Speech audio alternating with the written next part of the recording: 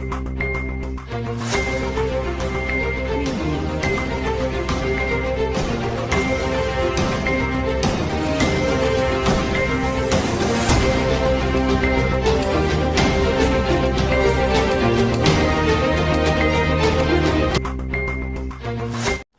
आज फिर चौंका है। बिहार आज फिर बदला है। सरकार तो पलटकर नई बन चुकी है, लेकिन नीतीश कुमार उसी पद पर कायम है। बिहार में आज जो कुछ हुआ उसे लेकर तेजस्वी यादव ने एक बहुत बड़ी बात कह दी। तेजस्वी ने 17 महीनों की सरकार का मुकाबला नीतीश के नेतृत्व में रही उन सरकारों से किया जो 17 साल तक बिहार में रही। जाहिर है कि सरकार बदलने से इस वक्त तेजस्वी यादव और लालू यादव दोनों बेहद परेशान हैं। लेकिन इन सबके बीच तेजस्वी ने कहा कि बिहार की पिक्चर अभी बाकी है।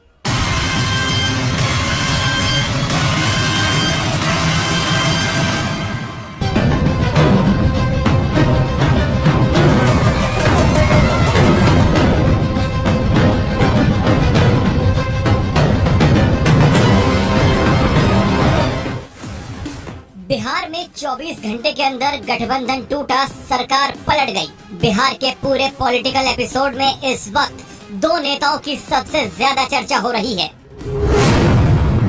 एक है बिहार के 9वीं बार मुख्यमंत्री बने नीतीश कुमार, उम्र 72 वर्ष, और दूसरे हैं बिहार के पूर्व डिप्टी सीएम तेजस्वी यादव, उम्र 34 वर्ष।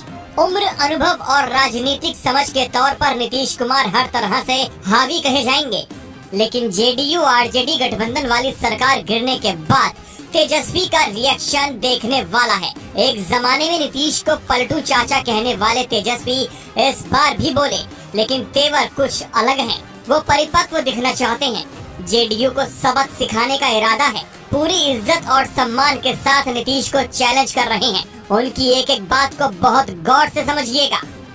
उनके जो विधायक हैं वो 43 हैं, मंत्री हमारा है, विभाग हमारा है, तो हम क्रेडिट क्यों ना लें।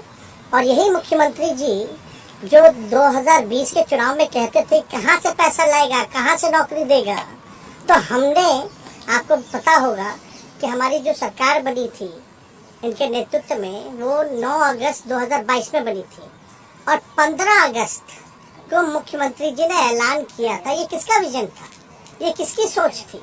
तो जो मुख्यमंत्री कहता था कि यह संभव है नौकरी देना, उसको हमने एक हफ्ते के अंदर जो है उनसे बुलवाने का काम किया। तेजस्वी ने 45 विधायकों का जिक्र करके साफ साफ इशारा किया है कि उनकी नजर जेडीयू पर है। वो खेला होने की बात तो कह रहे हैं, साथ में बिहार में 2 लाख से ज्यादा नौकरियां देना भी गिनवा रहे हैं। साफ है कि बिहार के मुख्यमंत्री को वो बता रहे हैं कि जिस गठबंधन को छोड़कर वो बीजेपी के साथ गए हैं, उसी गठबंधन के जरिए बिहार में सुशासन का दौर जारी था। अब देखिए तेजस्वी की बात का जवाब नीतीश ने किस तरह दिया। पहले भी थे, बीच में कहीं गए और फिर सर हमारी पार्टी के लोगों को ये लग रहा था ये तय हो गया और अब सब दिन के लिए हम लोग एक साथ रहेंगे। जो शुरू से थे अब तो छुट्टी मिल गई, यहाँ थे वही फिर आ गए और अब इधर उधर जाने का सवाल है। कोई शक नहीं है कि तेजस्वी यादव और नीतीश कुमार के बीच इस वक्त बिजली कड़क रही है।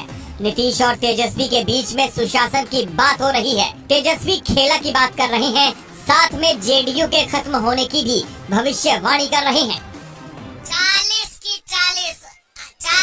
40 सीट बिहार में जीतेंगे, इसमें अब कहीं कोई दो राय नहीं। तेजस्वी यादव को कहिए पहले मैट्रिक पास कर जा, फिर खेला करेंगे। जो भी बातें ये कह रहे हैं इनको खुद भी नहीं पता। हालांकि हम कोई व्यक्तिगत टिप्पणी नहीं करना चाहते हैं और हम इतना अपने लोगों को आश्वस्त करते हैं कि ना हमें गुस्सा है ना हमें नाराजगी है। हम बड़े संयम रूप से हम लोगों ने गठबंधन धर्म का जो है पालन किया है और उसी हिसाब से हम लोग आगे जनता के बीच अपनी बातों को रखेंगे। लेकिन एक बात स्पष्ट रूप से मैं कह देना चाहता हूँ कि अभी खेल शुरू हुई है, अभी खेल बाकी है और मैं जो कहता हूँ वो करता हूँ। और आप लिख के ले लीजिए जनता दल यूनाइटेड जो पार्टी है 2024 में ही खत्म हो जाएगी। तेजस्वी ने तो यह तक कह दिया है कि पिक्चर अभी बाकी है और अब नीतीश और तेजस्वी की टक्कर के बीच में समाजवादी पार्टी के अध्यक्ष अखिलेश यादव ने क्या कहा वो भी देखिए।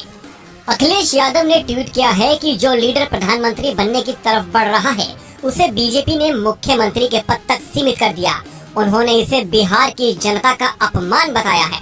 अखिलेश यादव का ट्वीट हो या फिर तेजस्वी यादव की तल्खी भरी बातें, इसका जवाब बीजेपी ने दिया है। बिहार के लिए बहुत जरूरी यह था कि एक अच्छी सरकार बने। बिहार की विधि व्यवस्था चौपट हो गई थी। आरजेडी के लोग बिहार में तांडव मचाए हुए थे और अपराधियों को संरक्षण मिल रहा था। नीतीश कुमार जी एक सही फैसला लिया और उन्होंने प्रस्ताव किया भारतीय जनता पार्टी के साथ सरकार बनाने का, एनडीए की सरकार बनाने का, और भारतीय जनता पार्टी ने उसको स्वीकार किया। आज भारतीय जनता पार्टी ने विधायक दल के नेता श्रीमान सम्राट चौधरी को चुना और विजय सिन्हा जी को उपनेता के रूप में चुना। सब मिलकर अच्छी सरकार चलाएंगे। नीतीश कुमार जी के नेतृत्व में बिहार के विकास के लिए जरूरी था, बिहार की विधि व्यवस्था के लिए जरूरी था, बिहार के भविष्य के लिए जरूरी था। तेजस्वी यादव ने कहा कि खेला अभी बाकी है, बहुत कुछ होना बाकी। कहेंगे उनका सारा खेला समाप्त हो गया, हमको कुछ बोलने का मुंह बचा है क्या? लोकसभा चुनाव से पहले बिहार की पॉलिटिक्स ने ऐसी करवट ली है कि आरजेडी और कांग्रेस बहुत ठगा हुआ महसूस कर रहे हैं। तेजस्वी खेला होने की बात कर रहे हैं। हैरत की बात यह है कि बिहार में आरजेडी के गठबंधन साथी कांग्रेस के नेता के बयान बहुत तल्खी वाले आए हैं और उसमें वो परिपक्वता नहीं है जो तेजस्वी यादव की बातों में नजर आई। नीतीश कुमार जी ने इस्तीफा दिया है, उसमें कोई आश्चर्य की बात नहीं है, क्योंकि नीतीश कुमार जी एक बड़े अनुभवी राजनीतिक व्यक्ति हैं। कई साल वो मुख्यमंत्री रह चुके हैं, केंद्र में मंत्री रह चुके हैं, पर वो बार बार अपना राजनीतिक रंग बदलते हैं और राजनीतिक रंग बदलने में वो गिरगिटों का अच्छा मुकाबला देते हैं, वो कड़ी टक्कर देते हैं गिरगिटों का। कांग्रेस इस वक्त वाकई बहुत परेशान है क्योंकि पश्चिम बंगाल से लेकर बिहार और उत्तर प्रदेश तक उसकी हालत बहुत खस्ता है और अब तीनों जगहों पर जो गठबंधन का ख्वाब देखा था वो 2 राज्यों में खटाई में पड़ गया है और तीसरे में भी हालत पस्त है। पश्चिम बंगाल में लोकसभा की 42 सीट 2019 के चुनाव में कांग्रेस ने सिर्फ 2 सीटें जीती थी। बिहार में लोकसभा की 40 सीटें हैं। 2019 के चुनाव में कांग्रेस को सिर्फ 1 सीट मिली थी। उत्तर प्रदेश में लोकसभा की 80 सीटें हैं। 2019 के चुनाव में कांग्रेस ने सिर्फ 1 सीट जीती थी।